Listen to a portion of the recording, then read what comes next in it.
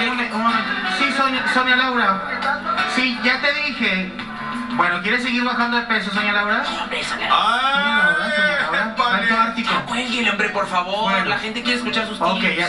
Recuerde para su osteoporosis lo que es el ácido fólico y lo de... Sí. ¡Espérese! Oiga, ¿qué le pareció el ballet de las mujeres? Pues muy bien, hay unas les falta comer más papaya, aunque vi unas que traen una papaya ahí en el Tupperware.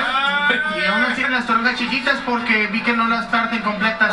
Pues Hay no, que comer bien. porque no me han avisado. Oiga, ¿qué receta trae el día de hoy? ¿Qué es lo que va a Esto es enseñarle muy a la fácil. gente? ¿Sí? Mucha gente sube de peso y sufren de obesidad por el hecho de la combinación de carbohidratos con berilio. ¿Con qué? Berilio es un aminoácido que viene dentro de lo que es el pollo.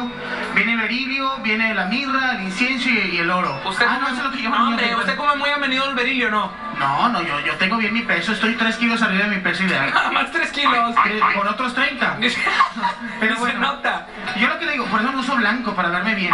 Se ve usted muy delgado. Aquí, normalmente, Sí. usted en la tarde, como eso de las 6, le da hambre. Sí, me ¿Qué se come? Un sándwich. ¿Se come un bravo o sea, digo, unos bravos? Unos brownies. ¿Unos brownies? Unos brownies, nada más se traduce bravo. Está mal. ¿Por qué? Porque debe de comer fruta. Eso es importante, la fruta. Ah, ¿y como cuál? Todos acuden a esto. ¿A qué es Esto es veneno. Pastelillo. Esto, si usted se come el plástico, pues se muere. O sea, Pues claro. pero esto también, son muy ricos los pastelitos, normalmente, pero tienen muchas calorías. Ajá. Lo que vamos a hacer es esto es muy fácil, lo pueden hacer en casa. A ver. Si Sí.